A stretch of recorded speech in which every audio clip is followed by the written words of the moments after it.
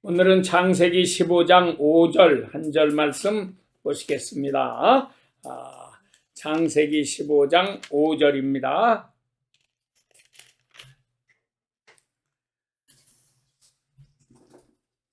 그를 이끌고 밖으로 나가 이르시되 하늘을 우러러 뭇 별을 셀 수 있나 보라. 또 그에게 이르시되 네 자손이 이와 같으리라. 아멘. 하나님께서 아브라함을 바깥으로 끌고 나가십니다. 그래서 하늘을 우러러 보라고 이렇게 말씀을 하시고 하늘의 별을 한번 세어볼 수 있겠느냐 물으십니다. 물론 우리가 세어볼 수가 없죠. 그런데 하나님이 약속하시기를 너의 자손이 이와 같으리라. 근데 창세기 이게 15장입니다. 창세기 12장 아브라함을 부르시는 이야기는 12장에 이제 처음 나오죠. 그래서 본토 친척 아비집을 떠나서 하나님께서 지시하시는 땅, 곧 저 가나안 땅으로 이렇게 보내주시는데, 그래서 이제 거기에 가서 살게 되면서 내가 너에게 큰 복을 내려주겠다 이렇게 약속을 하시죠. 그래서 너는 복의 근원이 될지라, 우리 개정판에서는 너는 복이 될지라, 복덩어리가 된답니다. 그래서 어느 곳에 가든지 복을 나누어 줄 수 있는 이런 사람이 되도록 만들어 주시겠다. 이 엄청난 약속을 이렇게 주신 것입니다.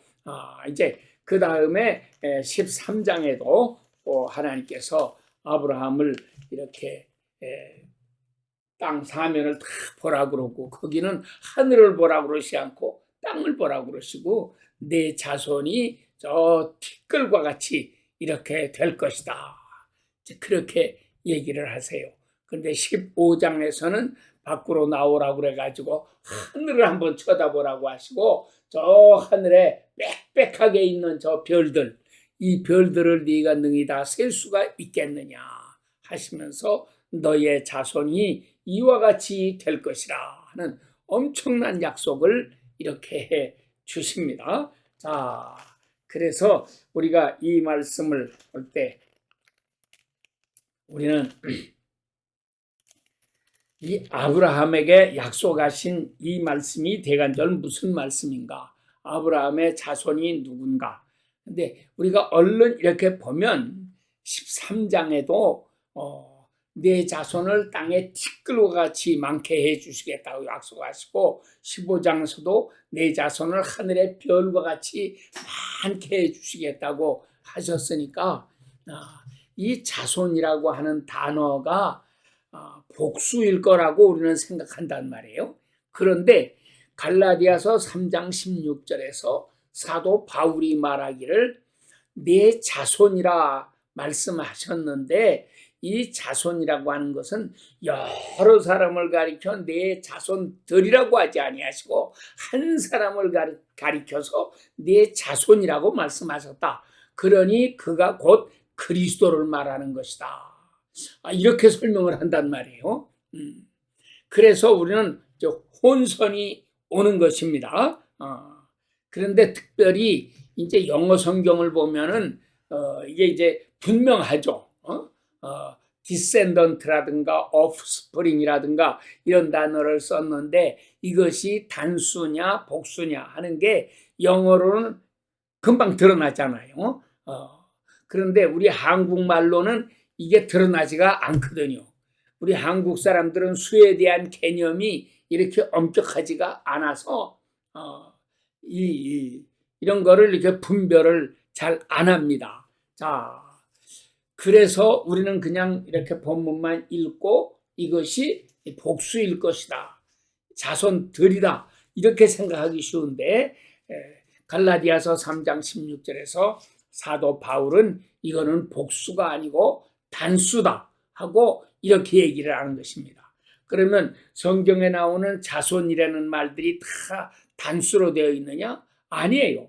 이제 그 다음에 나타나는 자손이라는 말들은 복수로 되어 있습니다. 그 앞에 13장하고 15장에서는 이렇게 단수로 얘기를 했는데 그 다음에 나오는 말씀들에게는 이렇게 복수로 나타나거든요. 그래서 이제 17장에 22장에 가면은 모리아 산에 이삭을 드리는 그 말씀 나오죠. 그때에도 내 자손들에게 이렇게 번성케 한다는 약속을 또 주시고 26장에 가서 이삭에게도 또 나타나셔서 말씀하실 때 내 자손들이 이렇게 번성케 할 것이다 약속을 하십니다. 그래서 단수로 나온 게 언제냐 보면은 13장하고 15장하고인데 아마 사도 바울이 갈라디아서 3장 16절에서 말씀하고 있는 내 자손이다 하는 말씀은 이 창세기 15장 5절에 있는 이 말씀을 가리켜 가지고 설명하신 걸로 생각이 됩니다. 그래서 복수로 자손 드리라고 하지 아니하시고 단수로 내 자손이라 하셨으니 이 자손이란 바로 예수 그리스도다 이거죠. 그래서 전에 이제 한 20년 전 옛날 얘기지만은 벌써 3년도 7월달 지금과 같은 이런 7월달인데 한국에서 오 목사님이 이렇게 미국에 여행 왔다가 나를 만나서 같이 잠깐 사귀고 이렇게 한 다음에 우리 아들이 이번 방학에 7월달에 미국에 이렇게 오게 되는데 제가 우리 아들을 보낼 텐데 우리 아들이 오거든 남 목사님이 좀 잘 가르쳐 가지고 훌륭한 목사가 될 수 있도록 좀 잘 가르쳐서 보내주십시오. 이렇게 특별 부탁을 했어요. 그런데 방학이 되니까 6월 말이 돼가지고 이 친구가 왔습니다. 그런데 우리 교회 청년들하고 같이 샌프란시스코에 이제 미국 교회에서 하는 그 전도 훈련 거기에 우리 교회 청년들이 다 가는데 얘도 같이 데리고 가서 거기서 이제 전도 훈련을 이렇게 받게 하고 그러고 돌아왔어요. 돌아왔는데 나는 7월 중순에 이제 한국에 나가기로 돼 있어서 큰터교회에 부산에서 그 열방기도회 하는데 거기 강사로 가게 돼 있어 가지고 얘하고 나하고 같이 있을 시간이 뭐 이제 한 열흘 정도밖에는 안 남았어요. 그래서 야 어떻게 하면 좋겠니? 시간이 이제 이렇게 없는데 그래서 너 오늘 내일 우리 교회 새벽기도에 설교해라. 그랬더니 예.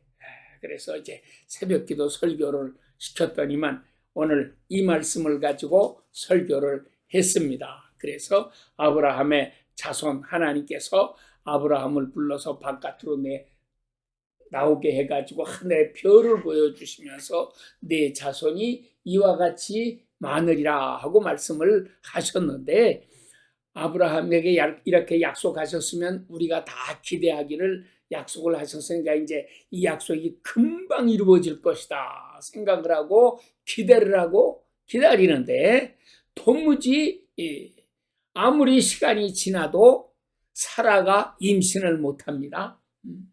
이렇게 하니까 결국은 기다리다 지쳐가지고 아무래도 나를 통해서 아기를 낳으려고 하는 건 아닌 모양이에요. 내 몸종 하가를 통해서라도 낳아도 그 아이도 아브라함의 자손 아닙니까? 그러니까 아브라함에게 하가를 주어서 이 첩으로 이렇게 주어가지고 하가를 통해서 이스마엘이라고 하는 아들을 낳게 되죠. 자, 그랬는데 하나님께서는 그거 아니다라고 하시잖아요. 오히려 이스마엘을 낳았기 때문에 가정에 분란이 일어나게 되고 결국은 이스마엘과 하가를 집에서 쫓아내야 되고 이것이 오랜 세월이 지난 후에 오히려 이스라엘 자손들을 괴롭히는 원수가 되어가지고 이렇게 싸우게 되고 이렇게 불행한 역사가 있었던 것입니다. 그래서 우리가 하나님의 약속을 꼭 믿고 살아야 되는데 이 약속이 금방 이루어지면 얼마나 좋겠느냐 그 말이죠. 그런데 그 약속이 언제 이루어졌느냐? 출애굽기 1장 7절에 이스라엘 백성이 이제 창세기 끝에서 애굽 땅에 들어가게 되었는데 애굽에 들어가서 이제 야곱도 죽고 요셉도 죽고 이렇게 오랜 세월이 지났는데 이스라엘 자손이 크게 번성해 가지고 그 땅에 가득하게 되었더라. 그래서 드디어 아브라함에게 약속하신 이 자손의 큰 번성이 애굽 땅에서 이렇게 이루어졌습니다 하고 이제 설교를 하면서 하나님의 약속은 어떤 이들이 생각하기에 더디다고 이렇게 말하는 것처럼 더딘 것이 아니고 하나님은 약속은 우리가 오래 참고 기다려야 된다. 그래서 이것을 본보기로 아브라함에게, 이삭에게, 야곱에게도 마찬가지죠. 이렇게 쭉 대를 이어가면서 하나님의 약속은 오래 기다려서 받아야 된다. 또 하나님의 약속이 이루어질 것을 믿고 의심하지 말고 흔들리지 말고 믿음에 굳게 서서 이 약속을 받아야 된다 하는 것을 가르쳐준다 하면서 여러분들이 이렇게 미국에 와서 살려고 할 때에 얼마나 어려움이 많이 있겠습니까? 낯설고 물선 이 땅에 와서 영어도 제대로 통하지 않고 많은 어려움이 있는데 이렇게 어려움 속에 있지만 그러나 우리가 하나님의 약속을 꼭 믿고 열심히 기도하면서 우리가 이 은혜를 다 받아야 되겠습니다. 이제 이렇게 설교를 했어요. 그래서 내가 이제 그 이튿날인데 이 아이하고 어디 이제 나하고 같이 어디 좀 가자. 그리고 데리고 가서 이제 가면서 차에서 이야기를 좀 이렇게 나누었습니다. 그래서 네가 어제 설교한 거, 어제 새벽에 설교한 거에 대해서 어떻게 생각하느냐, 이런 거 저런 거 이제 묻고 하면서 네 설교는 첫째, 성경적으로 잘못되었다. 성경 해석이 잘못됐다. 둘째, 설교학적으로도 잘못되었다. 이렇게 크게 두 가지를 지적했어요. 그러면서 이제 구체적으로 이렇게 설명을 했는데 첫째, 성경적으로 뭐가 잘못됐느냐? 갈라디아서 3장 15절에 3장 16절에 사도 바울이 말하기를 아브라함에게 너희의 자손이라고 말한 것은 복수가 아니고 자손들이 아니고 한 사람 자손이라고 말씀하셨으니 그 자손이 예수 그리스도다. 예수 그리스도라고 했는데 너는 예수 그리스도가 자손이라고 하는 말은 싹 빼버리고 그냥 자손들, 저 애굽 땅에 가서 종살이하는 그 자손들을 가리켜서 그것이 성경이 이루어진 것이다. 이렇게 설명을 했으니까 이것이 잘못된 것이다. 자, 신약 성경의 첫 절 말씀이 뭐냐? 아브라함과 다윗의 자손 예수 그리스도의 세계라.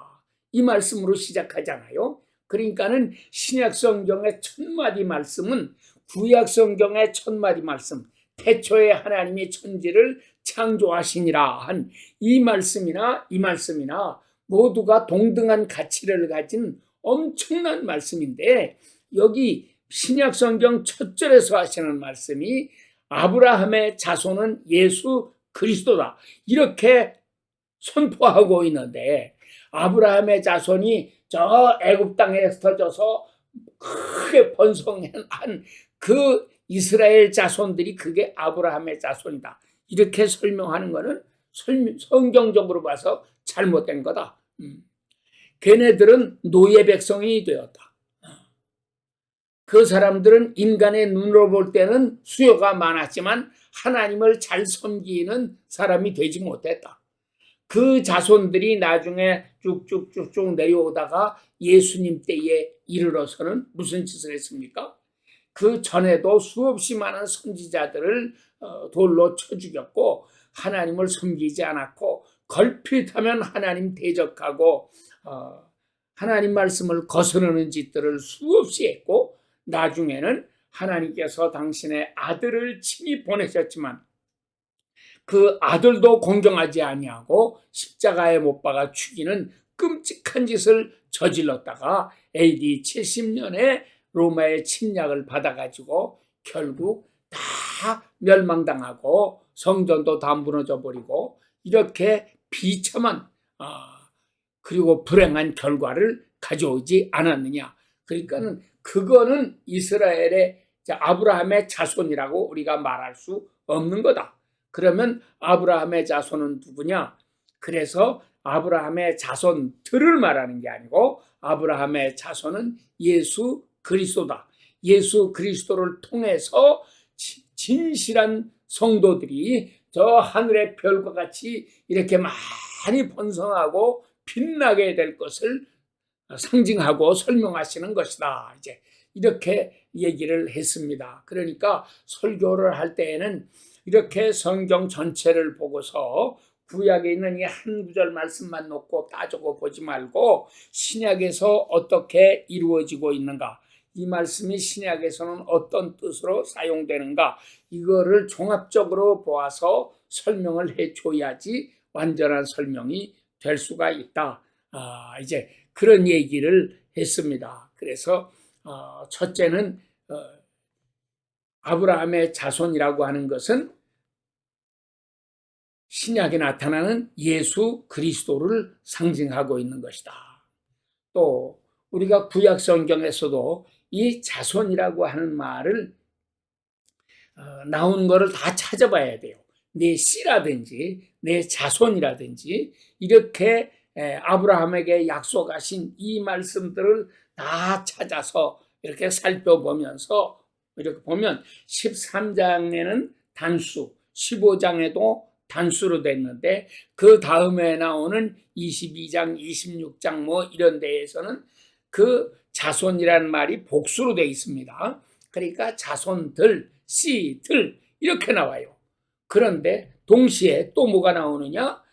내 자손이 하늘의 별과 같이 많게 해주겠다고 하시는 이 하늘의 별과 같은 자손에 대한 이야기만 나오는 게 아니고 13장에서는 저 땅에 티끌과 같이 많은 자손들, 또 바닷가의 모래와 같이 많게 해주시겠다고 하는 말씀.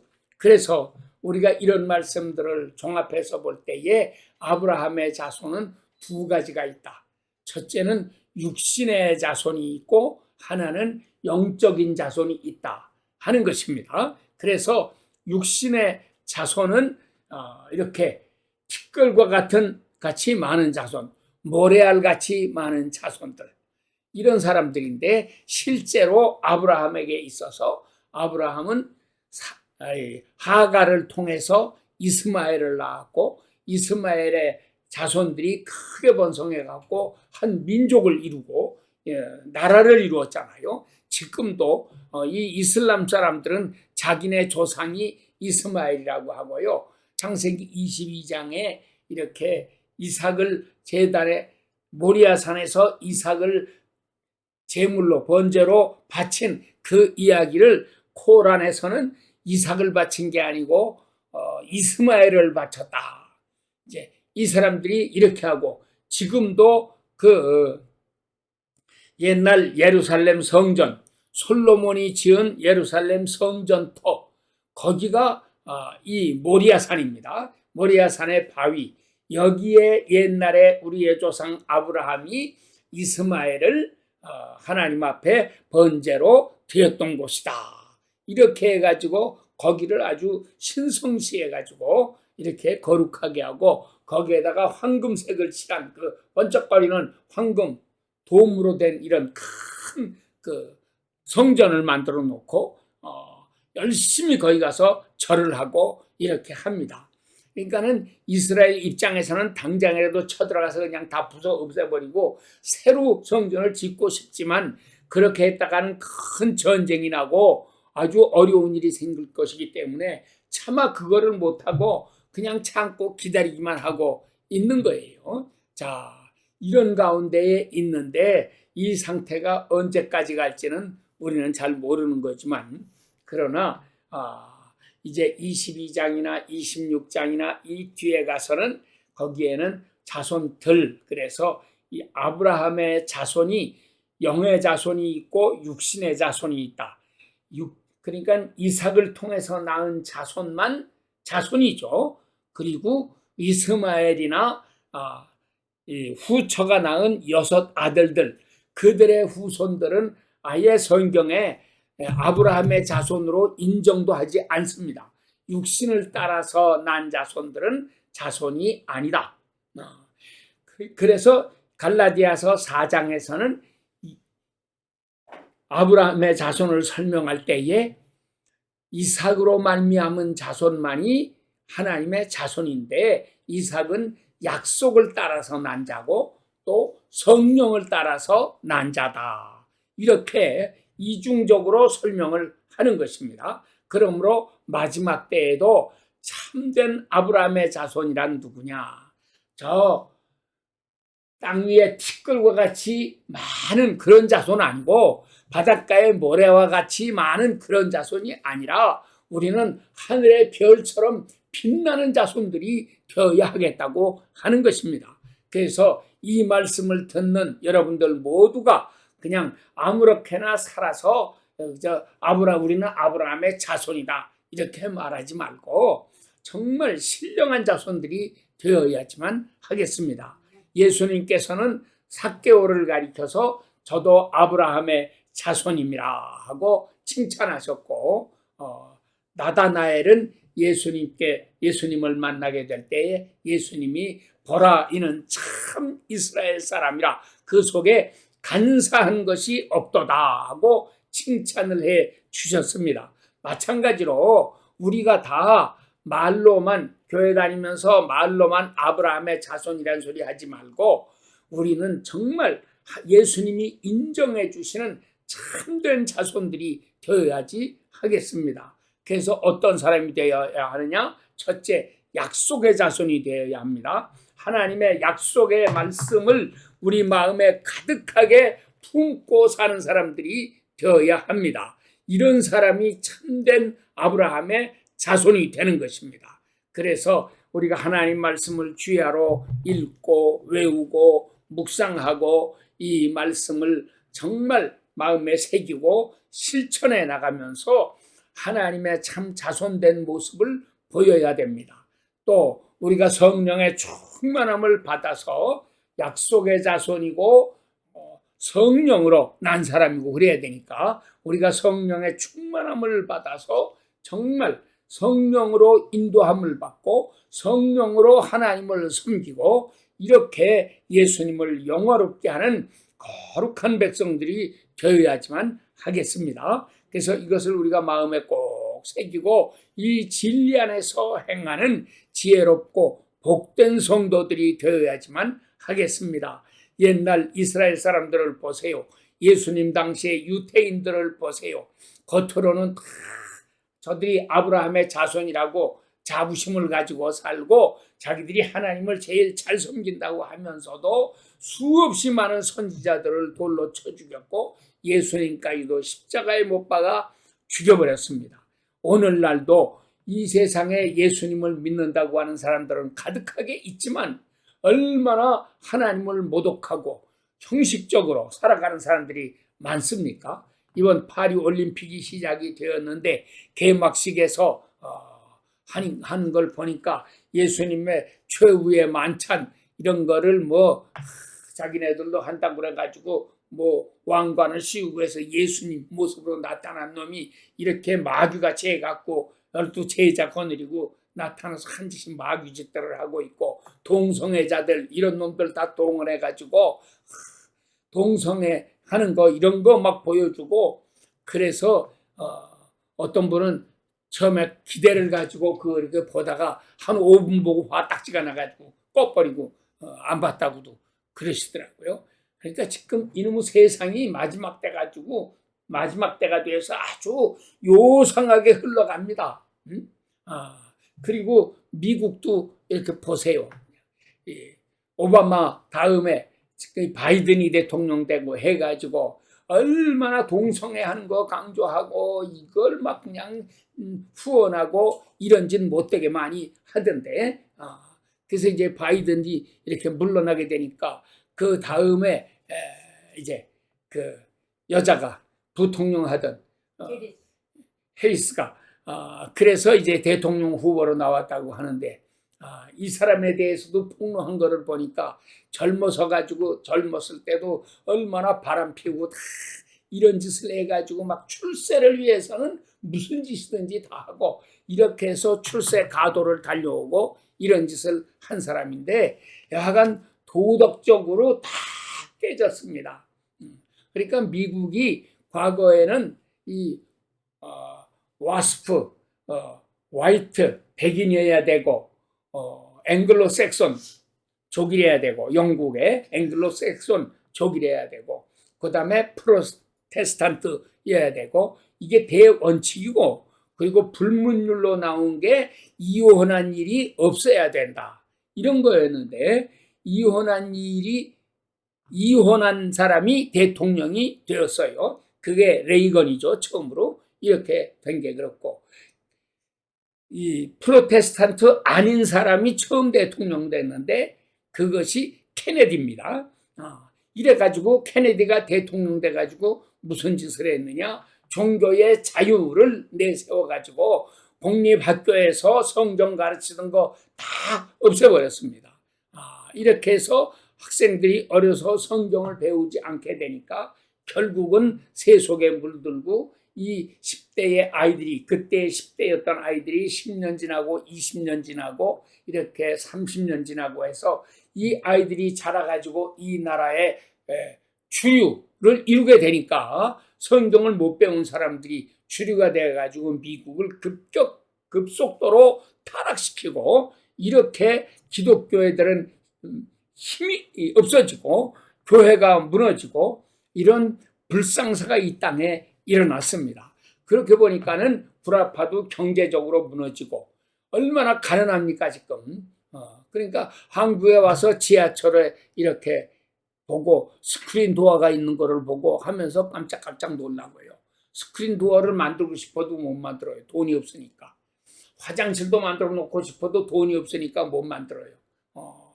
이번에 파리 올림픽에도 길거리에다가 전부 이렇게 화장실을 만들어 놨다고 그러더라고요.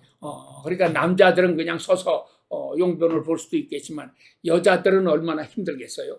자, 여하간 구라파가 이렇게 가난해졌는데 하나님께서 우리 한국 땅에다가 복을 쏟아 부어 주시는 것을 보면은 정말 너무너무 감사하지 않을 수가 없습니다.